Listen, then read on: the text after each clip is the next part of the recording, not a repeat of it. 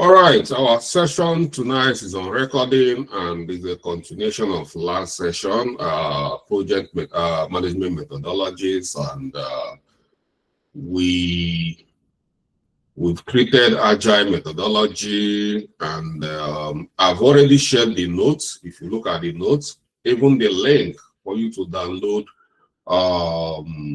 the Scrum guide I've asked you guys to read is on the notes.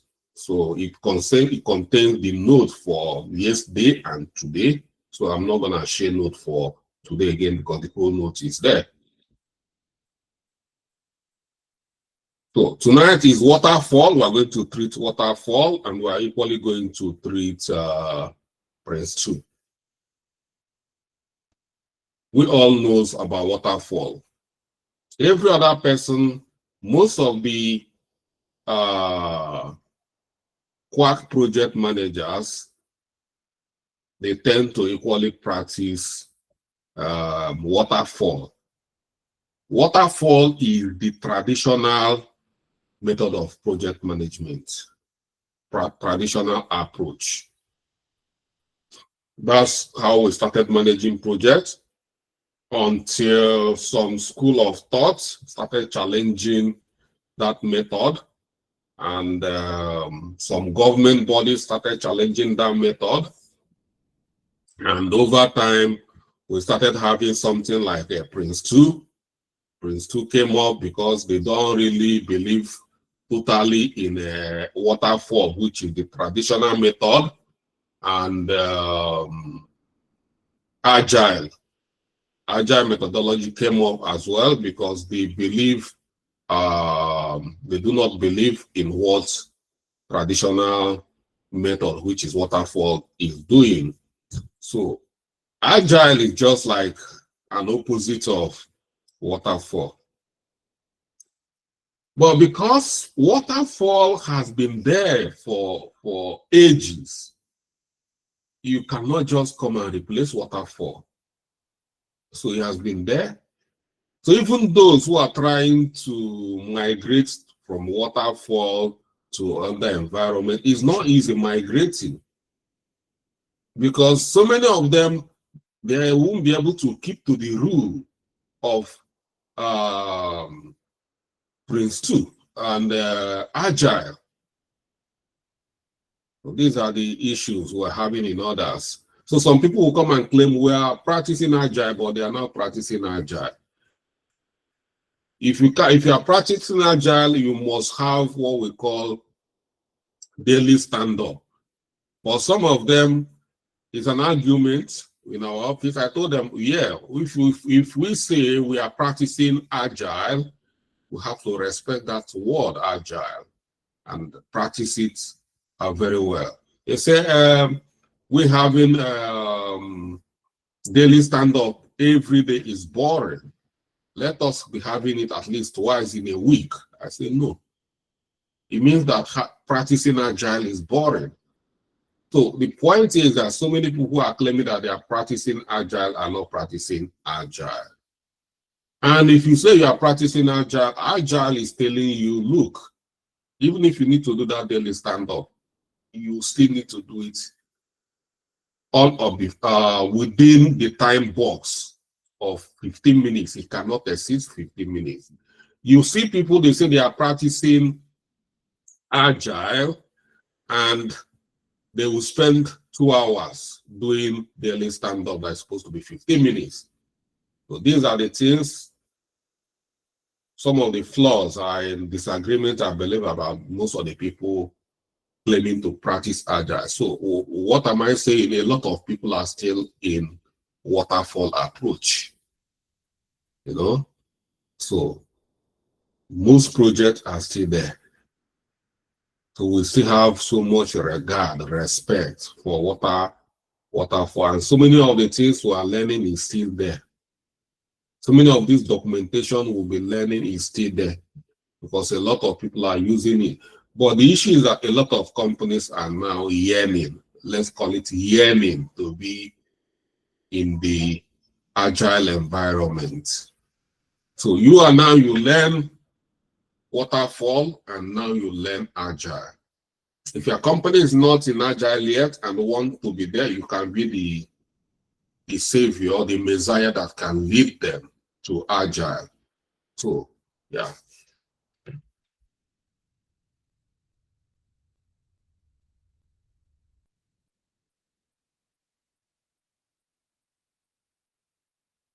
So this is Waterfall.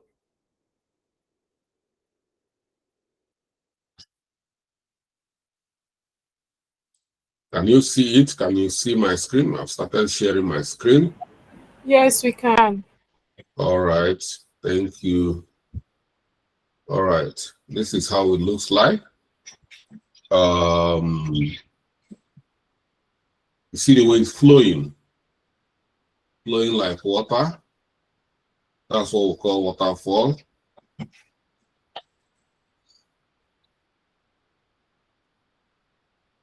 So flowing from analysis to design to implement. That's how it's flowing.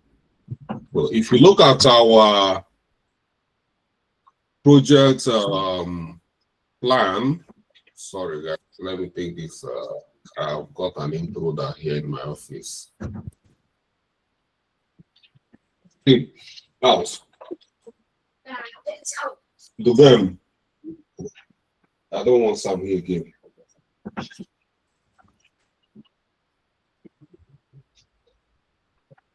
Yeah, sorry guys. So as I was saying, this is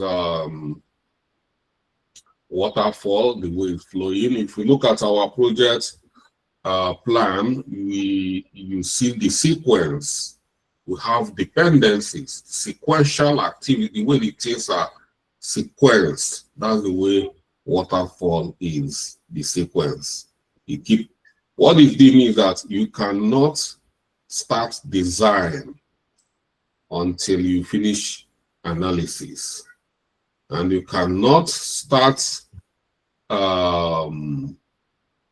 implementation until you finish design, and you cannot start testing until you finish implementation. They are all dependencies. So that's one thing about waterfall. And this, we use it a lot for simple projects, not complex projects. So this diagram represents what waterfall means for us. Waterfall is a sequential project management approach that divides the project lifecycle into distinct phases. Like we have initiate phase, design phase, implement phase, and closure phase. Each phase is dependent on each other, with each phase completed before moving onto the next phase. The phases typically include requirement gathering, design, implementation, testing, deployment, and maintenance, and each phase relies on the deliverable produced in the previous phase. That is why even us, we are still dwelling a lot in waterfall. So, but I've seen so many companies doing a combined methodology. We call it hybrid. You merge waterfall and agile together to get the best for yourself. And that is what we are doing here as well. So that's what we're going to be doing. We're going to be merging waterfall. So many companies have worked, that's what they are doing. Because with agile, it's very difficult to plan your project very well, you know. So you merge agile and waterfall together. At some point, you move away from waterfall and start practicing agile. Okay, phases, requirement gathering and analysis, design. So during the requirement gathering and analysis, project stakeholders define and document project objectives, scope, requirements. The requirements are typically gathered through interview, workshop, and documentation review, and serves as the foundation for the subsequent phases.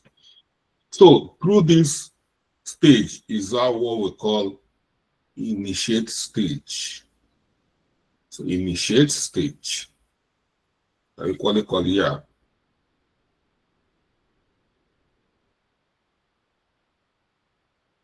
Initiate stage.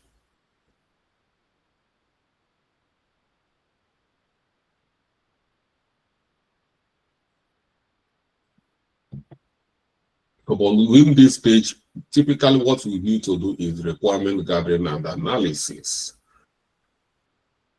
At the end of this stage, you produce a deliverable, a major deliverable, such as business case and project charter. And then you move to design stage, where you design the project's requirements. At this stage, what we produce at this stage is what we call business requirements. Business requirement. And then you move to design stage. You can call it planning stage as well. This is when you now convert this requirement, this business requirement, into technical requirements. And within the design stage, the project team developed detailed design specification and architectural plan based on the requirement gathered in the previous stage. So you are transforming it from business requirement to technical requirement. The design phase often includes activities such as architectural design, user interfaces, and databases. This is what you do within this phase. And after designing, you move to implementation stage. That's when you convert this technical requirements here. You design this. This is where mainly the business analyst, technical business analyst at this stage. Whatever you've done here within the implementation stage, that's where the developers come in to build what you have designed. So you see the sequence. It means that you cannot start design stage. How do you start design stage? You cannot, because you need to design or convert the business requirement into, if there is no business requirement, there's nothing to do. So you have to wait for initiate stage to finish before you start designing. And you cannot start building what were never designed. It has to be designed before you start building it. So during the implementation stage, project team translates the design specification into executable code or tangible deliverable. Implementation phase involves coding, programming, configuration, customization, integration of software component and system. So you see he's building the system itself at this stage. You see the way it's flowing. Then after building, which during the implementation, you need to testing. In the testing phase, the project team verify and validate the functionality, performance, and the quality of the project deliverable. Testing activities may include unit testing, integration testing, system testing, or user acceptance testing, or even regression testing. So you do all the testings here to make sure that what we are built is built according to specification. And if the testing goes right, the next thing is deployment. You deploy it to the environment. Now you want to move it away from a developer environment to business environment, that production environment where people will start using it. That is deployment. So you see it continue flowing down. In this phase, the project team released the completed project deliverables to end users or customers and transition the project from development to production environment. Deployment activities may include installation, configuration, training, and even sending it to, if it's like mobile application, this time you deploy it to Play Store, Apple Store, wherever people will lay their hands on it. That is all about deployment so that they can start using it. And then we'll have maintenance. So we have support, IT support. Most of the time they do maintenance. So it's not, but it's still part of the product life cycle.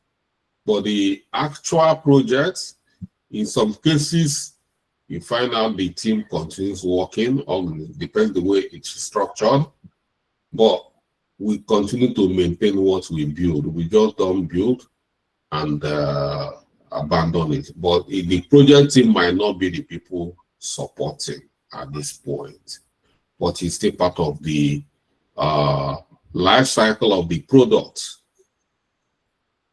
In this stage, the project team provide ongoing support, maintenance, enhancement to the project deliverables to address issues, bugs, and change requests reported by users.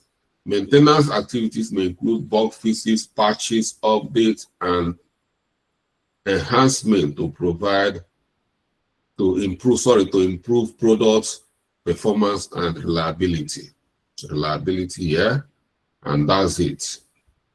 So that is the sequence of activities in waterfall environment. And by now, we should be very, very conversant with this environment. After what we've done already, creating a mock-up project plan with project labor, we should be able to fill it by now. If you've not created it, you are lagging behind, and you might be actually lagging behind because it's very, very important. Benefits of this methodology: clear and structured project progression through predefined phases. Well-defined requirements and deliverable at each phase.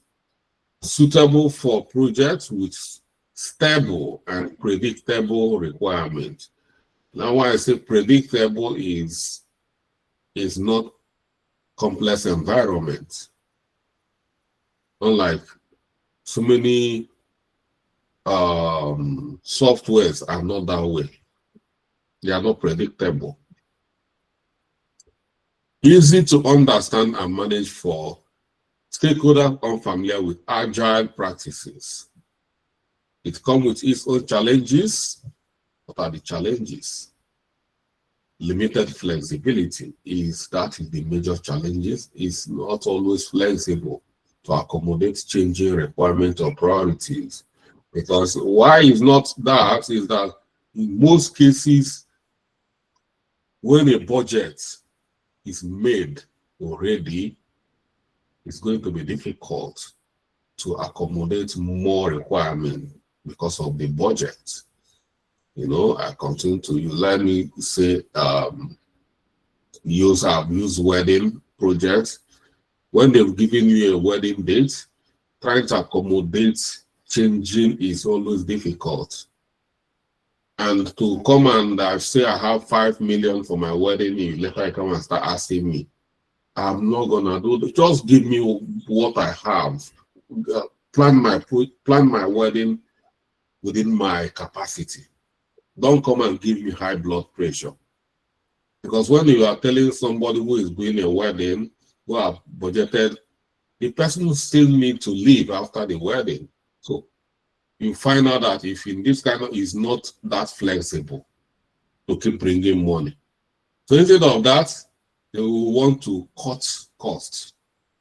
So it's not always easy. Limited stakeholder involvement and feedback until late in the life cycle. We don't go to stakeholders all the time, like once we build this, we go to stakeholders and show them what we've done, we do this, we go to stakeholders. We don't have that kind of flexibility we have in Agile. High risk of project failure if requirements are misunderstood or misinterpreted. When a requirement has been captured and we say, okay, we have come up with project charter, and in our project charter, this is our requirement. And then you come and start telling them, no, this is not what there is. It's not always easy. So these are risks and difficulty in adapting to unexpected changes, challenges during project execution. So mostly is flexibility, is rigid, very rigid approach compared to, that doesn't mean it's not, it's not flavor. Limited, like see the word we are using here, limited. We are not saying that you cannot change the requirement. That is not what we are saying, but it is bureaucratic. It has a lot of bureaucratic in it. So that is what I'm saying. And conclusion, the waterfall methodology offered a structured and sequential approach to project management, suitable for projects with stable and well understood requirements, while the waterfall methodology provide clarity and predictability in project progression. It may lack flexibility and adaptability required to address rapid changing business environment and evolving customer needs. So this last statement is the major issue with this approach. And that's why people are now weaving it together with Agile. But that's now bringing us to Prince-2. Prince-2 try to gather the best of the two. Prince-2 capture a lot of things in Waterfall. Prince-2 equally capture a lot of things in Agile approach. So Prince-2 is not that so rigid and is not that so flexible. Some people will say it is just right. So that is Prince-2. And Prince-2 is, let's say, is from UK government, is designed by the UK government. So this is how Prince-2 looks like. You know, it captures a lot of things that you must do in these projects. Like a project must have a business case, organization, quality is important. You must plan risk, changes, progress. So this is Prince-2 for you, and Prince-2 comes with teams and principles. These are the two things that governs Prince-2. Prince-2 team and Prince-2 principle that we must, follow. If you want to practice Prince-2, you must understand their themes and you must understand their principles. You need to follow them religiously. Okay, let's start from understanding Prince-2. Prince-2 is projects in controlled environment. It is a structured project management methodology developed by the UK government to provide a common framework for managing projects effectively. Prince-2 is based on 7 principles and themes and processes that guide project planning, project execution, control throughout the project lifecycle. And now let's look at Prince-2's principle. You see here they have 7 principles. What are the principles? Number 1, continued business justification. What is that saying? Prince-2 project must have a valid business case that justify the investment of the resources and the effort. So in a nutshell, what they are saying is that if you are in a project, that project must always remain viable. What do you mean viable? Return on investment, profitable. It must always deliver value. You cannot say at some point that this project is no longer. It must always be viable. So the business case, what is business case? Business case is a document that justifies the viability of the project. It tells you continue. This project is viable. Well, these are some of the things we're going to deal in business case. How a project becomes viable. We use what we call cost-benefit analysis to decide how viable the project is. So Prince-2 the project must be viable. You cannot say at any point in time that the project or the investment is no longer, the cost is outweighing the profits of that investment. No.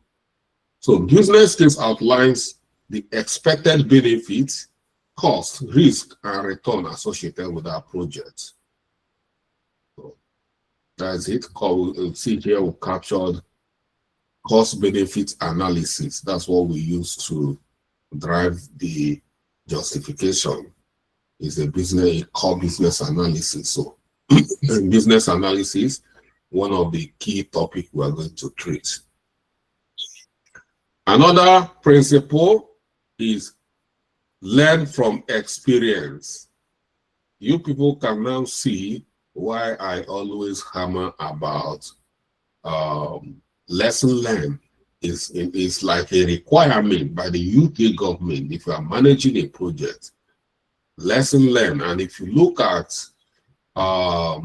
Agile as well, Agile captured lesson learned as well under sprint retrospective. If you remember, I measured sprint retrospective. It talks about lesson learned, what we did well, what didn't go well, how we would have done it well. So these are the things. So Prince-2 encourage project team to learn from past projects, both successes and failures, and apply the lesson learned to improve the project planning and execution. That's why you must do lesson learned. You see all the documents, some of these you are already justifying why you must do it. So because it's a core principle. Define rules and responsibilities. You see, a lot of key terms we are using is here as well, driving from this principle. You see, rules and responsibilities. You remember we've done that. Let me ask to know if we are still remembering some of the things we've done. How do we define roles and responsibilities? Anyone? Anyone?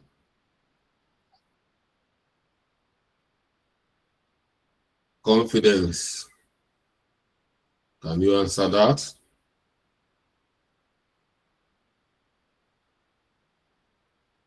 Confidence. Okay, Cynthia. Cynthia want to I'm not sure. Probably by using the resume metrics.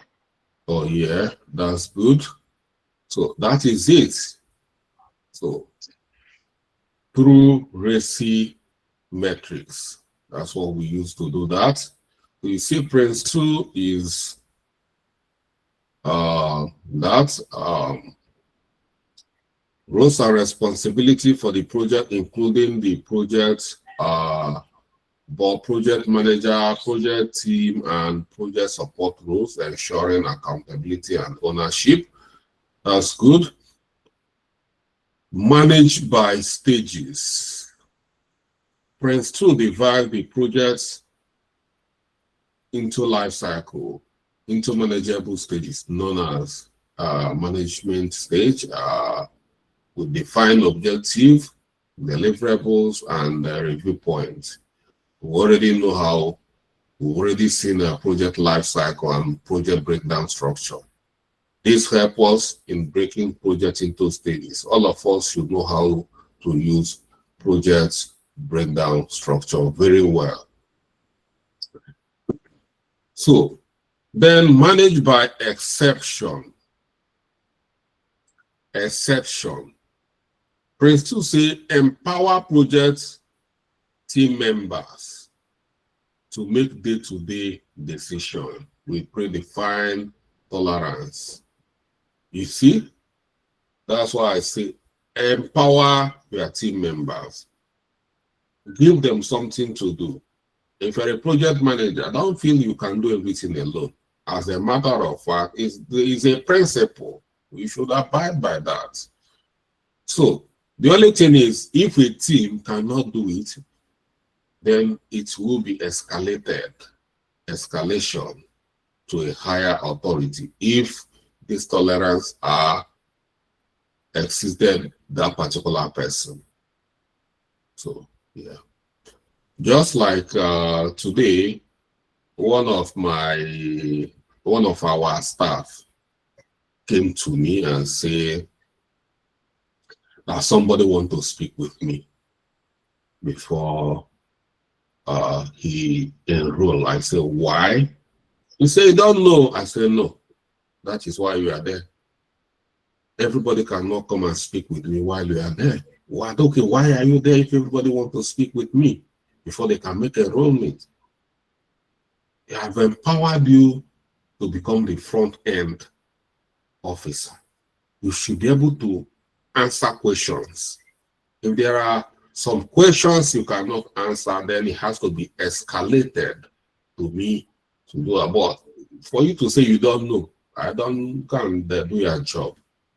So yeah, so it has to be escalated.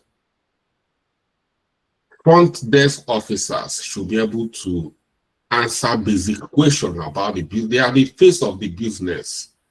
You must train them to take some reasonable, challenges, reasonable responsibilities. They should be able to tell people what the business is all about, the kind of services they provide. Before, if they cannot handle it, then even you will know that, yes, this kind of question is technical, and you can say, okay, yeah. So if someone is now asking, okay, I want to enroll my whole staff, the whole organization. I want you people to train my staff. I have like 50 staff in my company. I want to train them. How do we do? I want a special package. You can say, okay, let me escalate this to the line manager. So according to Prince-2 as well, focus on product. Focus on product. Emphasize the importance of defining and managing projects deliverables, known as products. Throughout the project lifecycle, product must be defined, approved, and delivered according to predefined quality criteria and standard. So it should be the products you are working on, should be the main focal point, not the project itself. Because at the end of the day, the success of the project will be determined by the standard, the quality of the product delivered. Tailor to suit project environment. Prince-2 is adaptable and scalable, allowing organization to tailor its principle, theme, and processes to suit the specific need, complexity, and context of individual projects. Okay, let's look at the themes. Themes here, you see this business case. Under the principle, they call it business justification. For themes here, they are taking it as a deliverable. These are key things that need to be done. Business case now is a deliverable. What is it? Ensuring that the project remains aligned with organizational objectives and deliver values at all times to stakeholders. That's why we create business case. Organize, defining clear rules, responsibility, and reporting structure for the project. Now, clear business, clear racing metrics must be presented. Quality. Establish quality criteria. You remember we did quality assurance, quality management plan. You must have a quality management plan. Establish quality criteria, standard, and process to ensure the project's deliverable meets stakeholders' expectation through quality management plan. We've done that as well. Risk, identify and assess and mitigate project risk to minimize their impact on project objective. And that's why we have read log to help us capture risk, issues, dependencies, and the rest.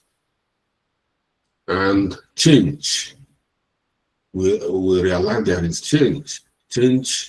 Managing changes to project scope requirements, deliverable, alignment with alignment with stakeholders' need and expectation.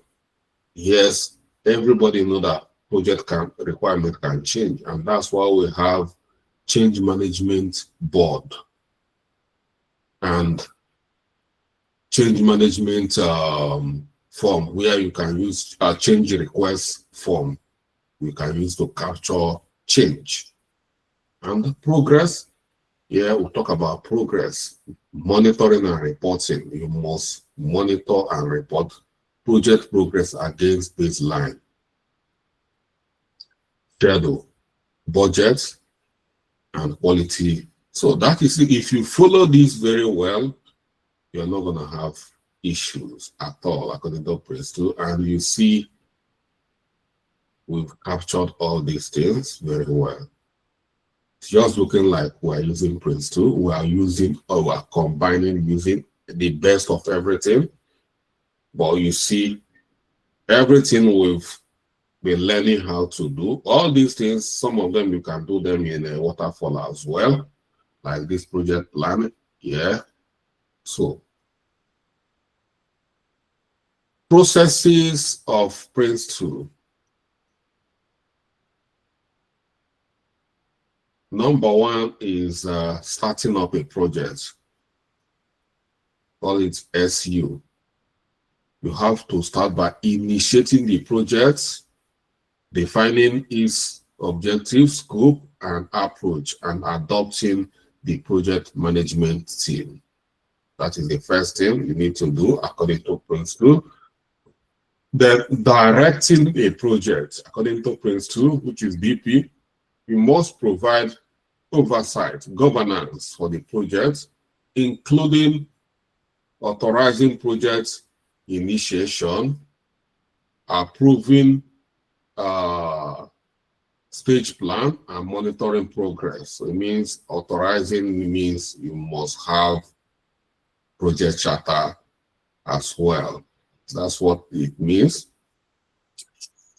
Initiating a project, establishing detailed project plan, including business case, project management approach, and project initiation document. Controlling a stage, monitoring and controlling project progress and managing issues and risks and reviewing stage performance against planned objective. Managing product delivery.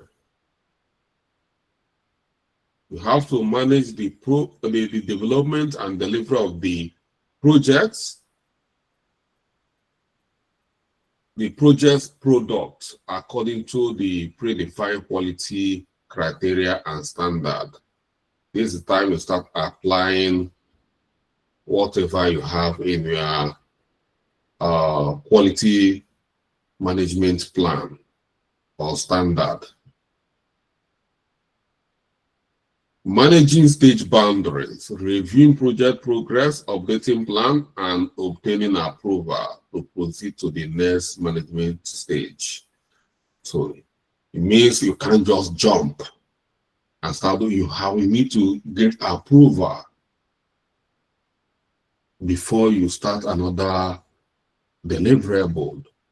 It must be approved that you've done this, and the requirement, the deliverable is accepted before you can move to the next level. That's what Prince-2 is saying. And closing a project, you must formalize project closure. You must have a report that officially say that this project is over. You can't just finish and say, see you guys, it must be officially closed. Reviewing project outcome, capturing lesson learned, and handing over project deliverables to stakeholders. You must do all these things. We call the project closure deliverables or reports. And benefits, provide a common framework and language for managing project effectively, emphasizing on continuous business justification and stakeholder engagement, and promoting a clear role, responsibilities, and accountability for project stakeholders, and flexible and adaptable to suit various project types, size, and context. It equally encourages learning from the past projects and applying lessons learned to improve project outcome. These are key benefits of Prince-2 methodology. It comes with its own challenges, you know. No one is free of this criticism. We have challenges. According to the critics, Prince-2 require formal documentation and the governance process, which can be time-consuming and bureaucratic. So some people will never believe everything is okay. Even that bureaucracy, they don't want it. They just want it, boom, boom, boom. Yeah, just like Agile. May not be suitable for projects with high uncertainties, just like in Agile, or rapid changing requirements. Relies heavily on upfront planning and may struggle to accommodate evolving project needs and priorities. That is, you know, that is Agile. Total Agile is attacking Prince-2 in this regard. Requires training and certification for project managers and team members to effectively implement Prince-2. That's one major drawback of Prince-2 in the UK here. According to Prince-2, before you can say you are practicing Prince-2, you must have certification. And so many people do not want to do that certification. So, but if you are working in local government, so many of them, before you can be a project manager, So many of them, they always say you must have Prince-2 because Prince-2 is government project method. So well, you can work as project coordinator, but if you really want to become a fully fledged project manager in local government or government parastatals here in UK, you should be prepared to have Prince-2. But other projects related, you can do it. Like I said, coordinator, this and that, you can do it without certification. But if you want Prince-2, you must we have 2 types of certification in Prince-2. Number one is called foundation. As a matter of fact, when I came to the UK, where I started my project management journey is through Prince-2. I went for certification for Prince-2, I said foundation and practitioner. I didn't even finish that certification. I didn't finish doing the practitioner up till now. So that's it. So that's Prince-2 for you. This certification has become a drawback, and so many project managers do not want it because some people will say this is just Prince-2 and this certification is only recognized in UK. And so many project managers, they want to be globalized, and that's why so many of them then started going for PMI, PMP project management certification, and that's it. But Prince-2 is a good approach to manage a project. It's very good. Prince-2 methodology offer a structured and process-based approach to project management, providing organization with flexible and adaptable framework for managing project effectively. By embracing Prince-2 principle, themes, and processes, organization can improve project governance, stakeholder engagements, and project success rate, ultimately delivering value to stakeholders and achieving project objectives. So that is it about Prince-2. Captured everything you need to know about Prince-2. All the other things is how to create a business case, which we've done all those things. So that's why there's no need. Almost every other thing we need to like racing metrics. These are key deliverables if you are working within Prince-2 and others as well. We've captured all those things. So with this, if you have followed my training, our training very well, I don't think there's any project manager, even if they are coming from Cambridge, they can't beat you. Tell me, they cannot. I'm telling you. So all those things are big names. So this is what you need to manage project, even in Silicon Valley. You don't need any other thing. Even in White House or Aso Rock or number 10. This is what you need.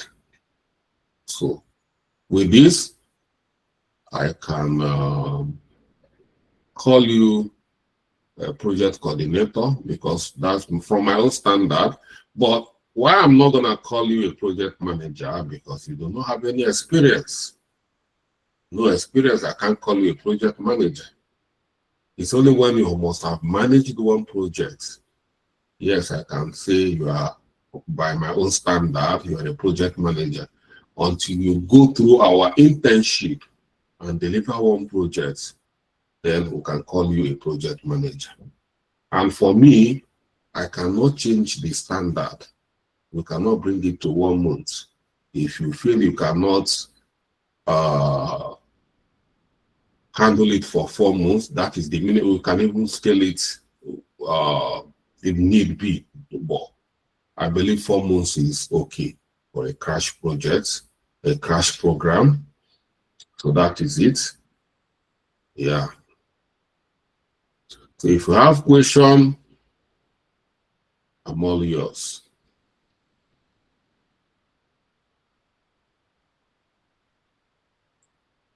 Okay. Madam Confidence. Good evening, Mr. Charles. Madam Confidence, you know what to do. Sir, I just want to ask.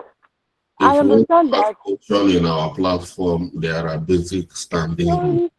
Sorry, sir. If Just you that my can't phone. obey our rule, keep your question to yourself.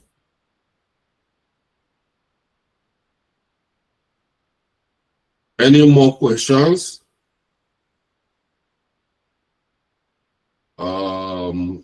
Cynthia? Good day, sir. Yeah, how are you? Fine, thank you, sir.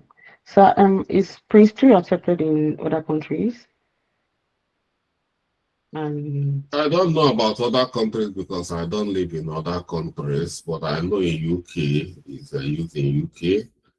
I don't know whether we are using it in Nigeria, but I don't dwell in certification, I'm not a certification-based project manager.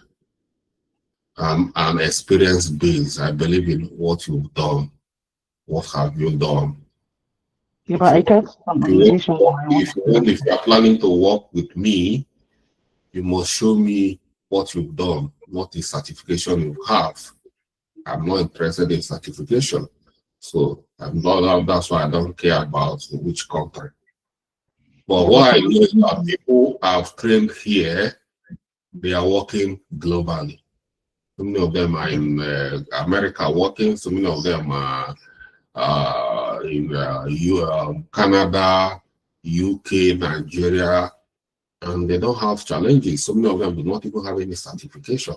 As a matter of fact, I've got some of our alumni who have been working for American companies for years. It's only this year coming, Mr. Charles, I just think like I want to get certification. I don't, they never asked for it. Should be working for like 4 or 5 years now and no certification. So yeah, that is my answer to you, Cynthia. Okay, thank you, sir. Yeah. So I encourage you to focus on getting experience. Don't focus on certification.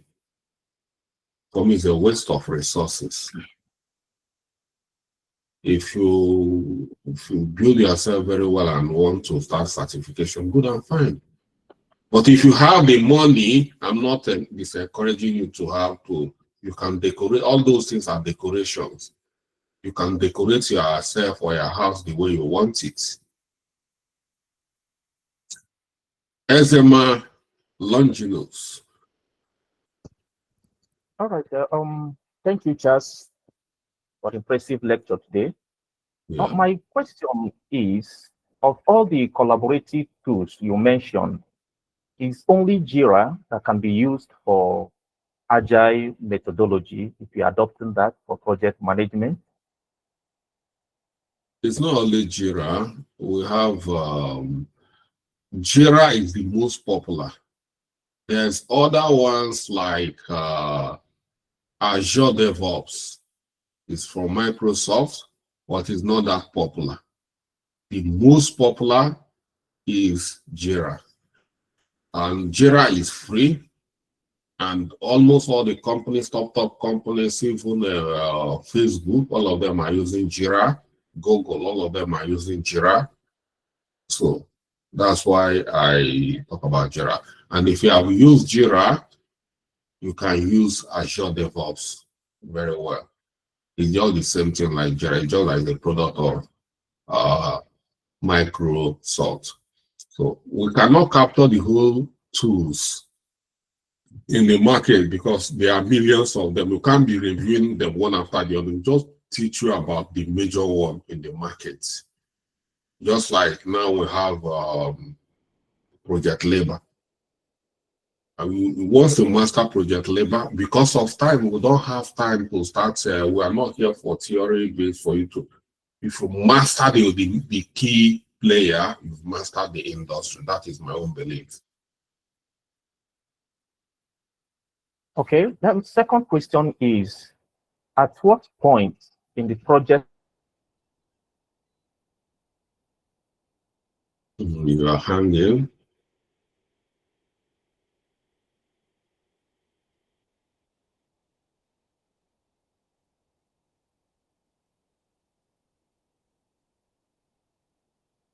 All right. We can't capture what Mr. SMI is trying to say because of poor network.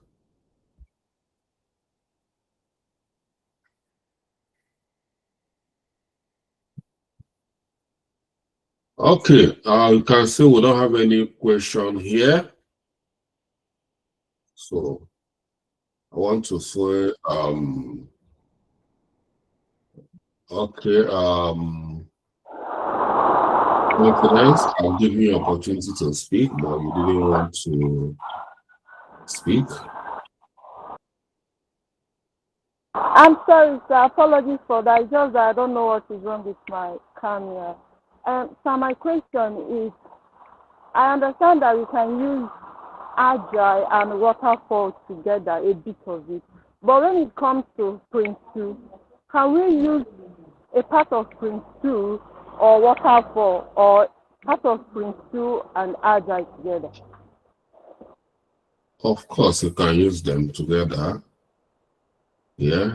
So all you need to do is during the implementation, you use Agile, and that's it. Are you getting my point? Yes, sir. Just the way you mix it with Waterfall, that's the way you can mix it with Prince-2. So Mr. Ezema, we couldn't capture you because of network. You can repeat your second question, and confident I've answered your question. Thank you, sir. Yeah. Okay, if I can continue, sorry about the network issue I experienced a moment ago. My question is on implementation of Waterfall and the Agile method. Where does these two intercept? It's just the question that confidence, they are intersecting at implementation stage. Okay. At implementation stage, you can migrate to Agile, where you are going to use Scrum. You use Scrum, that means you need to adopt Jira at this point. Yeah. But in the other areas, you can use Prince-2, or you can use Waterfall, and you can use other conventional project collaborative environment like a Fleet Camp. You can use Basecamp. You can use Monday.com to manage it from the beginning. That is initiate. And when you get to implement stage, you can just migrate to Jira and use it. And that's what so many companies are doing currently. Okay. Yeah. Well explained. Thank you. All right, thank you. So, yeah, everyone, I want to say congratulations for finishing your training on project management. And yeah, so tomorrow I will review a CV, how a CV should look like, and that's it. And Cynthia, I don't have that kind of time for you to be. If you have questions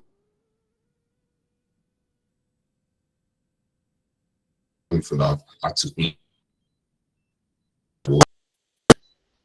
Yeah, just like it's not about what you taught us today. It's like PM, but not what you taught us today.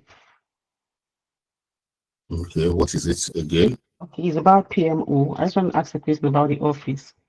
I want to understand if the PMO office is like an office meant for project management, where you can have, like you said, everybody should have access to the documents there. So the business charter and the business plan, all of them should be there, so others can go through it.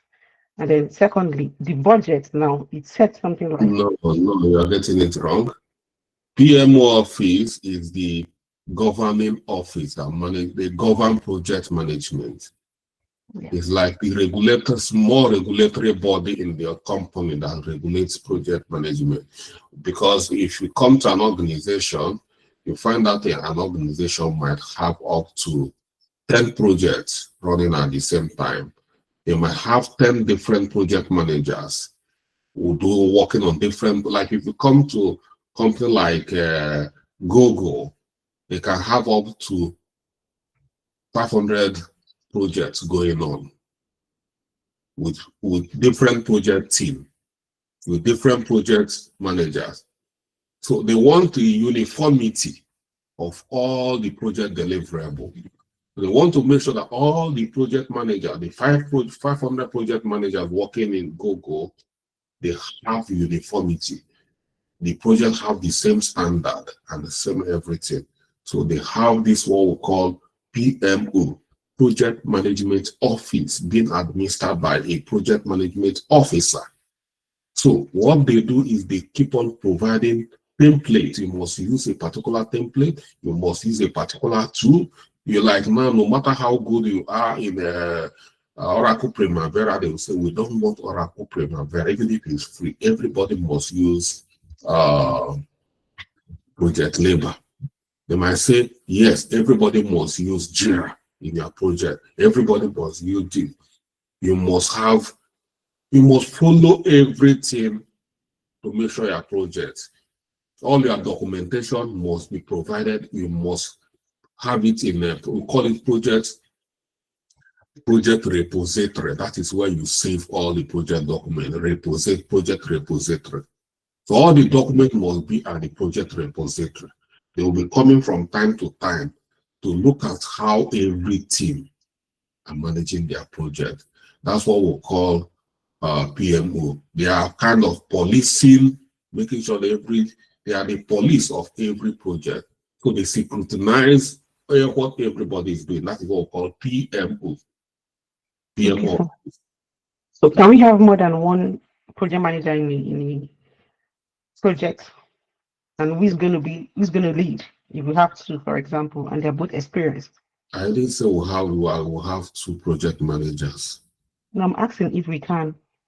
Why would we have two project managers? We always have one project manager, and then others are project support. Okay. We must have one leader at a go. We can't have two leaders. Even the president, we must have one president, then the vice president, governor, deputy governor, father and the wife. Well, I don't know if you are the leader in your own house, whether your husband is the assistant. But in my own, we have one, like Mr. Longinus is the leader of the project. The wife is assistant project manager. Am I right? So that is the way it should be. Okay, one more question, sir, please. Talking about the budget now, you said, okay, you gave us an example, like if you're able to like save something for the company, it's going to like show you're good and stuff like that. So whenever you're trying to save that money and your workers, you underpaid, what do you do? Are they also supposed to know what the budget is? And then if they get to know you're trying to reserve money or save money for the company? No, before you hire everybody, you must have discussed their pay with them. They are not coming to tell you how much is this project worth. So before they hire you, don't they tell you how much they want to pay you? Yeah, of course. So you stick to an agreement. You know, I've been in a project. I'm getting paid in a project. I'm getting, as a business analyst, I'm getting paid £60,000. And they recruited another business analyst from India. And when we were just chatting, she disclosed that the company is paying her $35,000 per annum. And this lady is like fire, you know, and we are doing the same work. But everybody stick to the agreement. If you don't like it, then you go. So it at times depends on your bargaining power. You know? Thank you, sir. Yeah. So don't go and start checking what everybody is getting paid. Well, if you can say, okay, don't go tell them this person you pay, this person you pay. No, all you need to do is prove that I want this. I need a rise, a pay rise. Yeah, you can, over time when you are working for a company, you can demand for pay rise. But you are not just demanding for pay. When you are demanding for pay rise, you have to prove why you need to be paid higher. What is the justification before you pay higher? You must show what you have brought to table before you. How many projects have you completed successfully? This will determine your promotion and how much. Not just that because you are here and they are paying this person. You don't know the reason behind the pay structure. So, yeah. Thank you, sir. All right. Okay. Thank you, everyone. I can see Cynthia is very glad to get a job and start making this project oil. Yeah, don't worry, very soon. Thank you, sir. I can't wait. Okay. All right. Before I assure you, before Christmas, you must have landed a job. If you keep the fire burning, that is me as I've always been. So because I don't believe that God loves some people better than others. God loves everybody equally. It's about how you want to activate the God's love in your life. It will work for you. So if you are very doing what you are supposed to do, keep applying, not complaining. God doesn't like complaint. God like you do what you are supposed to do. Stop murmuring. Stop whining. Apply. If you are not getting results, change strategy. Look at your CV. Why you are not CV is not. Some people are giving CV. This lady will came to me and complained. She's been applying. A lot of people will use the same CV template. A lot of people are applying. Some people have recorded testimony. I've applied for so many jobs, and I'm not getting even a call. I said, okay, let me see her CV. And she sent CV, and I gave out the CV template, and she killed the CV I gave to her. And so why did you kill the CV? He said, because the one you gave us is too sophisticated. I don't think I'll be able to defend it. I said, that's why you are not getting job. It means you are not qualified to be a project manager. You need more training. So yeah, if your CV is not there, you need to upskill yourself more, or you are not following. You need to read up. That is it. But everything we are doing is just based on the CV, just based on what you've done here. No matter how we structured it, it's going to be what we've done. All right. I think this discussion should be discussion for tomorrow, not today. Yeah.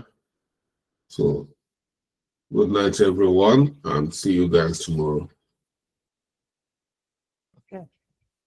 Thank you, sir. Thank you. All right. Are you meeting tomorrow, Thursday? Are we seeing tomorrow, sir? Tomorrow is Thursday. Yeah, get it. Tomorrow is Thursday. Yeah, let me see. Yeah, because I'll finish with this. I'll get back because I want us to maybe one will see on Monday, but I'll see. I have my team tomorrow. I think we are almost finished up with what we are doing. If I'm not, I'll look at my diary. If we're not meeting, then I'll put up a class for us to review the CV. You guys, or if not, I'll just send the CV, and maybe on Monday, then we talk about it. But I'll try to say, because I'm getting pressure from so many of you to get that CV, more especially Cynthia. Yeah. All right. Thank you, guys. Thank you, Thank you sir. very much for